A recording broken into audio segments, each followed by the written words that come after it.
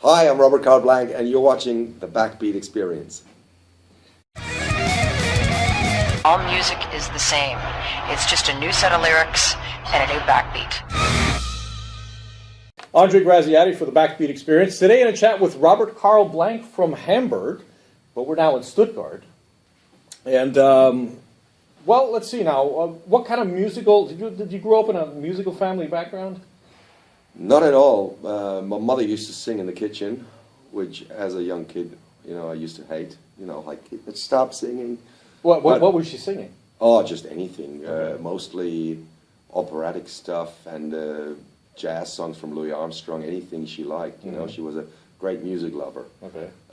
When people ask me the question, why did I become a musician, I sometimes think about my first music teacher in school or this or that or that. But as I grew older, I realized, and I the first few times I hesitated a little bit, but I think my mother's singing had more influence on me deciding to become a musician than I hitherto Admit thought. to. Yes. Okay. Well, it's kind of like my mother. She gave me my love of music. Right. So, it was kind of probably osmosis for you? Yeah, a little bit. I mean, she used to watch opera on TV on Saturday evenings. She would sit there on the couch with her eyes closed, and I never understood what that was all about. She was taking it in, Yeah. trying to download it, so to speak. More or less, yeah. Yeah. Great. So what would eventually turn you on to music? It wasn't, at that point in time, it wasn't your mother. So what was it that was the impetus that told you, okay, music, yeah. I don't know, somebody, I think I was 6 or 7 years old, somebody gave me a tape of a band that I never heard of before, and he said, listen to this. And I distinctively remember it was a Maxell's 90 little tape with Kiss double platinum. Okay. And I took it home, and I was sold. I just couldn't get enough of that sound. Really? Yeah, I couldn't get enough. I played that tape over and over again. Okay. Trying to find excuses why I didn't bring it back to him, and then little boys, they set up these washing detergent. Back in Germany, back in the days, we had these huge drums like with washing powder. Okay. Big like barrels, and when they're empty, my mother would usually bin them, and I said, no, don't, and then I would build my own drum kit in my room and just pretend to be Peter Criss in the band. So I think I always wanted to be a drummer. Okay. Which didn't work out since we were living in a small flat. That would be difficult. Yes. Yeah, but a neighbor of our neighbor, he sold a guitar, an acoustic guitar, like a nylon string. And I don't remember exactly why, but I happened to have the exact amount that he was selling the guitar for. Savings. Saved yeah. up. Doing little summer jobs, cleaning the windows for somebody, and doing little things like that. I had about 200 D-marks or something. Okay. Saved up, and that's exactly the amount he asked for. So my mother, always being the liberal person, yeah, you go ahead, you buy that. So she let me buy it, and then a few months later, me and my best friend at the time were sharing lessons. Like a guitar player who was actually an unemployed car mechanic, but he used to play in one of those wedding bands, like where they play old covers, and he would come to our house every Friday afternoon, and so we had guitar lessons, and that went on like that for the next 2 years. And the good thing about it was he didn't teach us scales or harmony theory or any of that. He just wrote down a new song every week that was popular at the time, Okay. some chart hit or something. So my first experience playing the guitar was learning songs. Cool. So hindsight, that was probably one of the best things that could have happened to me. You said your mother was liberal and led you as far as music. I always thought that people who have to do with music are very open people, as opposed to people who don't. Okay. Yeah, it could be. Yeah. I kind of find it that way. Plausible. Yeah. So, what are you trying to say? So I'm just saying that people that have to do with music are a lot more open. They're not so close, She certainly was. She certainly was. I mean, it's a beautiful detail of the way my mother the way I was brought up by my mom. Anything I wanted to try, she let me do it. Whether it was ice hockey, pool billiard, soccer, handball. I even eventually ended up actually taking drum lessons at the school I went to, except the fact I couldn't buy my own drum kit and set it up at home. But she let me try any of these things, anything I wanted. So credits to her. Be glad. It's easier to drag a guitar around than it is a set of drums. So be glad for that. It's true. But so your guitar was probably your first love. I mean, drums were, but learning guitar. But then you play Lakewood Guitars. Yes. Do they supply you? Yes. Well, I mean, I don't get them for free, but Right. I have an artist deal with them that's been going on for the last, I think, 12 or 13 years. Mm-hmm. So what brought you to a Lakewood guitar? One of my best friends was playing one, a guy called Klaas, who produced my third album, Rooms for Giants. He's a very, very good friend of mine. And Marcus, he's a guy who works at Lakewood. He does marketing, I think. And he's also a bass player, and he played with Klaas in a rock band. Mm-hmm. So through Klaas, I met Marcus, and I tried a few, and I always loved the sound of these guitars. So, you know, one guitar, started with one guitar, another one. I think now I have like 5 or 6. Mm-hmm. And I usually play every year at the trade fair in Frankfurt for Lakewood Guitars. Sometimes some special concerts or whatever. And it's been a wonderful relationship with these people. They're a fantastic company. Great.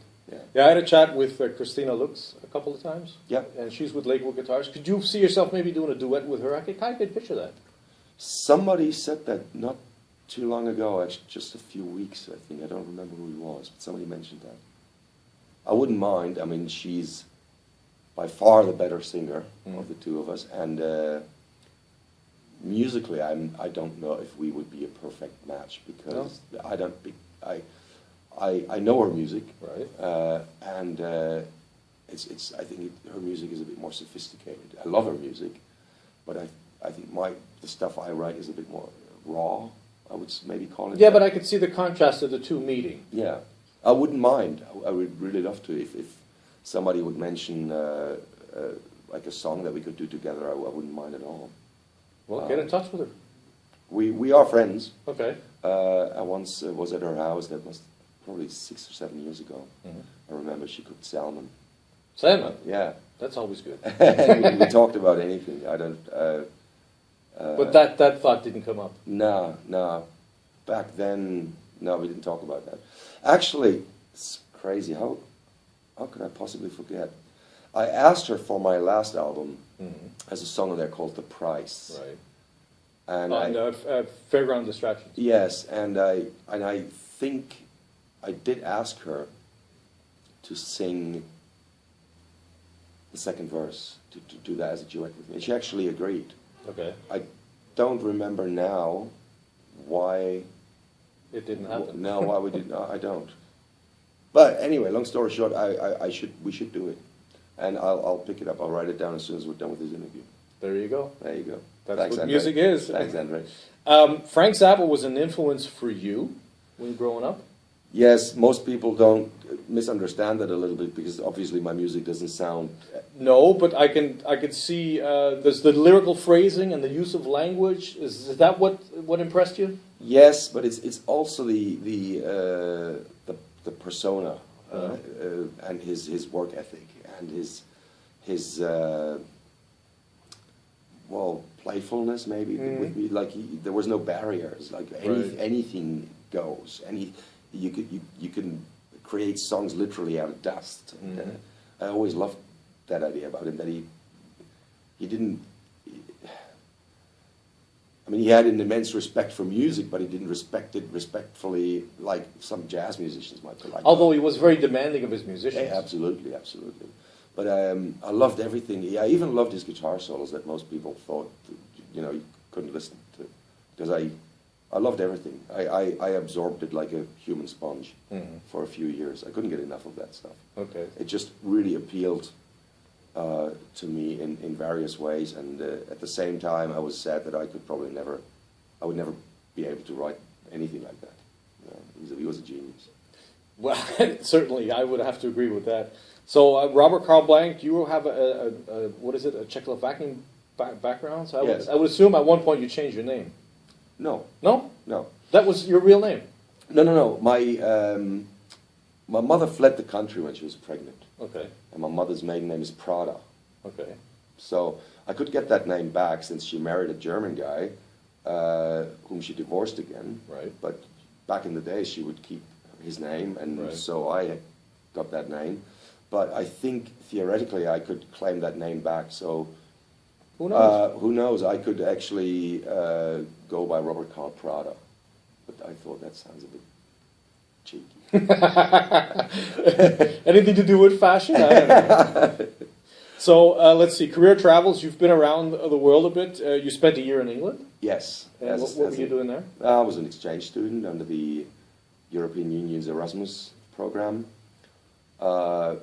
My university in Frankfurt, the American Studies Department, had close ties to the American Studies Department at Kiel University, K-E-E-L-E, in the Midlands, and near Stoke-on-Trent. And so I applied for one of these stipends, and it worked easy. So, and I enjoyed myself a lot there. It was like a small campus university, you know, where like everything is on campus: supermarkets, cinema, Right. bars, everything. And most students would go back home to see their parents in the semester breaks, but I stayed on campus. I just loved it. I just really got lost in all these books, and I loved it. Did you have any kind of musical interest there in England at the time? Not much. I had a guitar with me, but I have to say, my mother had just died the year before. She passed away in March, and I made that decision to go to England the following semester. And so I didn't really play much music. I just got lost in books. Yeah, you weren't in the mindset. Yeah. I can understand that. So in '97, at 22, you decided to go to the States, and that was a turning point for you. There was another university-related thing. I did an internship at the Illinois Humanities Council in Chicago. That was another thing that worked through the American Studies Department. And so I went there, and obviously I would go out to see a blues band every night. I mean, if you're there, Yeah. absolutely. And so, cheeky bugger that I was back then, I would, one night I saw Carl Weathersby and his band, and I knew I could stay a little longer after my internship, and so I just walked up to them and said, would you mind taking me along on tour, and could I play guitar in your band? And everybody just looked at me and laughed, but I guess that naive approach, Right. the kind of cheekiness must have worked, because for the next 6 weeks I was traveling with them around the state of Illinois, all the way down to St. Louis, playing some gigs, obviously for no money. Right, you're just paying your dues. Yeah. I wanted to learn. Right. I really wanted to learn, and I spoke a lot to Carl, and he was on a mission. That was breathtaking. I mean, the guy didn't have much money. That his creed was that it's all about how many bars you can swing. That was I think his driving engine. It was amazing. I thought, this is what you get once you decide to become a musician. But I guess some part of me already loved it. Otherwise, I wouldn't have made that call to play music for a living myself. The troubadour lifestyle. So, Europe, Australia, America, England, what would you say left the largest impression on you? Probably Australia, because I was a much more open-minded person when I traveled Australia. In England, I was only doing academic stuff mostly. I think I went one night to a open stage night, but other than that, I was just a student. America was very impressive, but still I was too young to really understand it all. When I went to Australia, there was this huge continent, island, that was just full of opportunities. Very underdeveloped at the time. Everything cheap as chips. Anything's possible, you know. You buy a guitar and a little amp, and you drive into any random town, and you say, "I'm Robert. I'm a musician from Germany. Can I play?" Sure. And they're open as it is. And I loved that. You know, and I couldn't get enough of that. Also, I don't know what it was. I mean, there are a lot of beautiful people everywhere around the world, but I must have been really, really lucky bumping strictly like only into really, really good people in Australia. I never met any. I know people tell me there's a lot of racism going on there. I never met anything like that. So I was a happy chappie. Well, maybe it was visible minorities. Yeah, maybe. As far as who knows? I mean, it's the same thing in North America. Yeah. Unfortunately. And some of the best music I've ever heard in my life, I heard in Australia. I fell in love with a band called Powderfinger. It doesn't exist anymore, but I'm still a huge fan of Bernard Fanning, the lead vocalist in the band. He still writes amazing songs and great albums. You ought to check him out. Oh, they have a lot of music in Australia that just doesn't seep over here for some reason. No, a few bands, Crowd House from New Zealand, obviously, but yeah, they're not very good exporting their best stuff. I agree. Yeah. So 2003, you decide solo career. Yeah, it wasn't so much a decision. I came back broke. I was broke. From Australia? Yeah. I started skydiving in Australia. I did a sailing course in Australia. I learned scuba diving. All the money I had, I want to learn something. Life experience. Yeah. I spent every penny I had. So I came back with nada. Okay. And my best friend at the time picked me up from the airport and gave me a room in his flat. And he said, Rob, I see you later. I got to go. I have a gig. He's a trombone player. So he picked me up from the airport. So here I am with a backpack and a guitar in my hand and a room. And I remember I came back to Germany and had missed the transition from the D-Mark to the Euro. Okay. So I left when it was still D-Mark. I came back when there was Euro. Right, okay. Yeah, that was 2002, yeah. Yeah, so I came back and I had a 50 euro note on my pillow. That was all I had. Okay. Sensational. So the next few days I got busy walking around the city of Frankfurt finding gigs. Because I needed to eat, I needed to pay rent. Right. So I pretty much asked anywhere they had a socket if I could play. And a lot of places let me play. A few months later I had a website and okay, I'm getting serious and I'm getting some gigs. Frankfurt being a city full of bankers and, you know, financial services people, they love to go to pubs in the evenings, Irish bars. We have a lot of Irish pubs there, and so there was a lot of gigging opportunities. And so within a very short time, I was able to support myself. And the idea of continuing with my academic life kept more or less, you know, pushing back. Yeah, moving more and more to the background. No. So 2 or 3 years down the line, I didn't even need any more side jobs. Like no more. I was working at a bar as a cocktail man for a few months, teaching guitar. I think by 2005 or 2006, I could make a living just from playing gigs. And I think that was the time when I thought, all right, okay, this is probably going to be my game for the rest of my life. But it wasn't a conscious decision from the second I came back from Australia. It was a very, very slow process. Yes. Okay. Yes. So for your third album in 2015, if I get this right, Room for Giants, your third album. Recorded in 2011 or 12, okay. But I kept it in the drawer for 3 years. Okay. Sitting on it. Yeah. Wasn't too sure. It's like a fine wine. I wasn't too sure about it back then. But turned out it was a good idea to actually release it. And on that, you had a song named Parachutes. Yes. Which eventually, a year later, turned out to be a turning point for you, another turning point, where you had the parachuting accent. Yes. Yeah. Well, the song was written way earlier. Yeah. In the studio, we changed it. Like Klaas, the guy I mentioned earlier, he loves pop hooks. It's all about hooks. And there's an older version of that song on an acoustic recording, which I recorded with my upright bass player.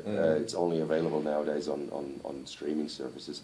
The album is called True B-Sides. Okay. And because none of these songs have an actual chorus, and Klaas convinced me in the studio to turn this into this big rock anthem. Okay. So I ended up with this song, which everybody in the skydiving community loved. Whenever I was on a drop zone, I had to play that song Right. on an acoustic guitar, and here you have this Red Hot Chili Peppers kind of a stadium rock thing.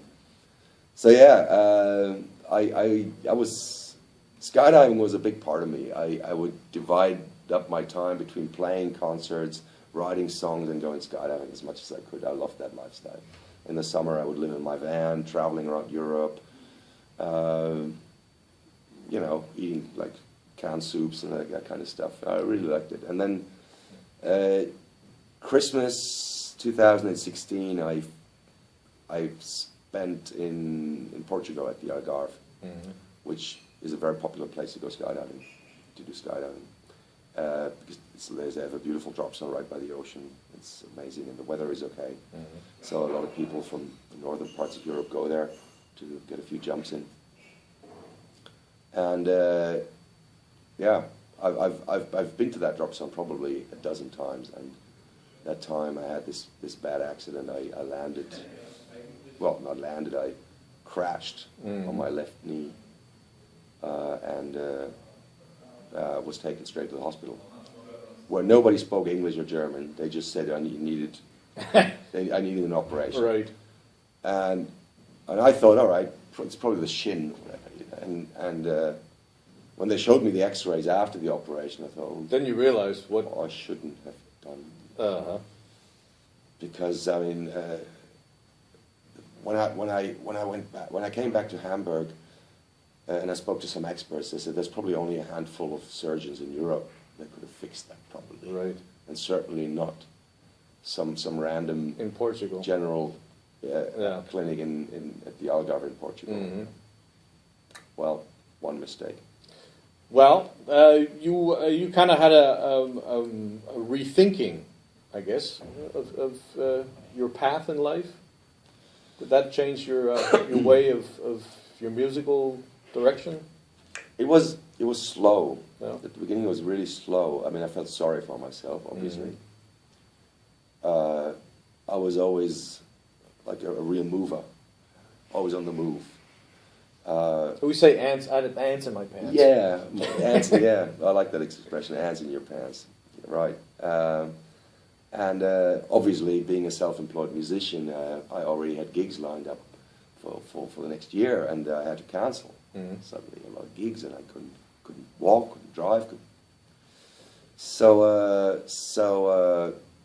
literally, the steering wheel was taken out of my hands, and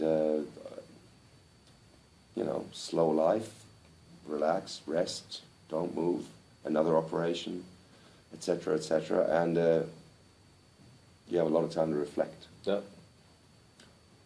And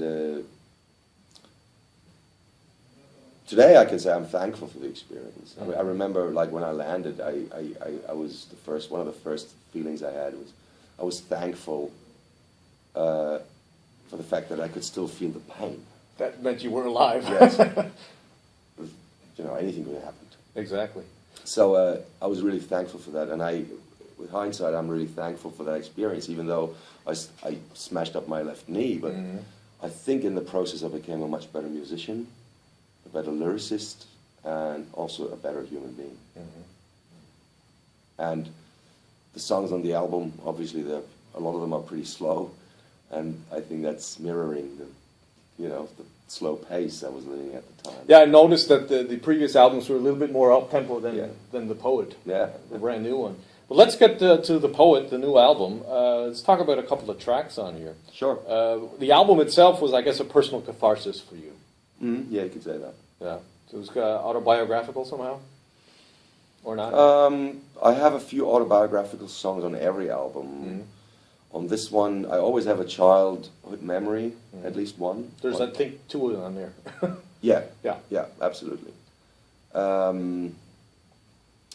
And this time a little bit more personal, since a lot of these songs were written while I was healing.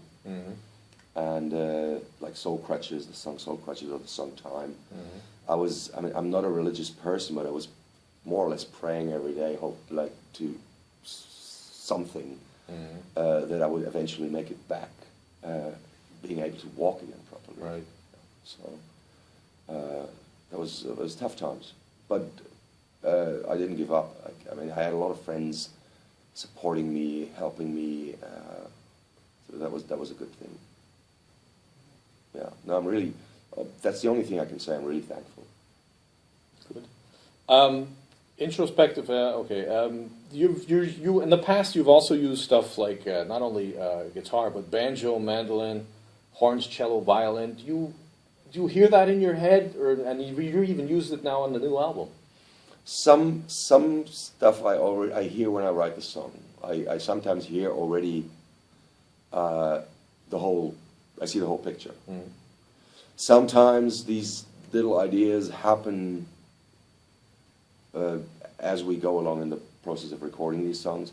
Like there's that one song on there that's called Beat the Sword. I recorded that just with a guitar and a vocal. And then my violin player convinced me that I should also record, that I should have in place some Add some violin to it. Yeah, and it was the right decision. Some melody ideas, for example, in Poet, there's this little hook. Da da da da. Sounds like a TV jingle, really, when you just hear the melody. But once we had that song, suddenly that melody came, and I put it in there, and I thought it was perfect. So there's both. Sometimes I hear these things while I'm writing the song. Sometimes these things happen as I keep working on the song and arranging, producing them. Okay. And sometimes you just try different instruments because you think, all right, we've heard the guitar and the vocal now as the zillion times. Let's try this instead, you know. Or like there's this one song on there called "One Safe Place." That's another typical guitar ballad, but just sounded boring. It just sounded like something I've already done 50 times. So I picked up a banjo. You know, I have a few instruments at home, and I picked up a banjo, and suddenly it gave it something. It had something. And then I heard like some really dirty Tom Waits type of drums in the background, like lo-fi-ish, with a nice upright bass, and some New York style mellow jazz club trumpets. And so that's one song that I pretty much, once I picked up the banjo, I heard the whole thing. So it's really trial and error most of the time. Okay, that's the process. Let's look at Analogue. I guess discuss some of the tracks. The Great Unknown. Is that kind of like regrets, or is it just an optimistic view of things? Why would it be regrets? No, it's very optimistic. I think. It's a call to action, really. Stop singing that same old song. Like, move on. Don't be afraid of the future. Right. Open that door. You know, like I keep saying that even in my gigs, when I do an introductory little note to that song, I said, look, as kids, we're never afraid of changes. Not at all. We learn fearing change as we grow older, and that's, to me.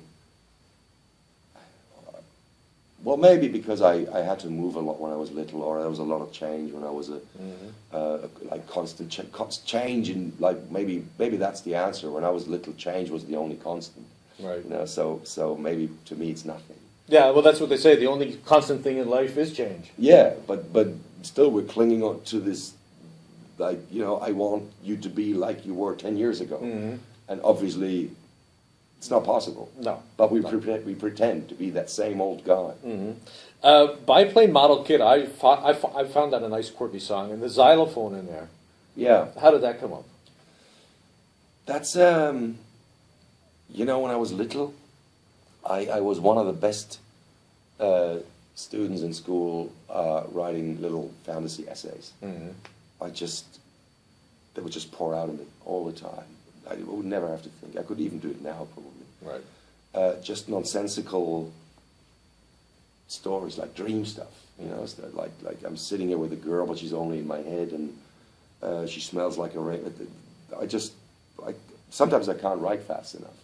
It's really, I think it's because when I was little, I spent a lot of time on my own. My mother was a single parent. Mm-hmm. She would go out work all day, so I spent a lot of time just with myself and my imagination. Mm-hmm. Sometimes I would lay in bed at night when the sun was like a little bit still visible, and on the ceiling in my room, the sun with the blinds that I had in my window, they play like funny little shadow games, you know. Okay. And I would see stories in them, and so I always found that easy. So I guess that's probably how that song started. You know, I just laid down. I don't remember, but I was in one of those moods where I just and I thought that's a beautiful little story. I probably will never put it on an album because it's not really anything serious. Mm-hmm. But and I've been sitting on that song for quite a while, and now I'm really happy we included it. And I met a girl at a session, and I really liked her voice, and I invited her to my house to record the female vocal, and it turned out beautiful. And now the animation artist Tina Clute, she was involved with Shaun the Sheep. Mm-hmm. She does an animation video for that song. Is it claymation? I'm not sure if no? I don't think so.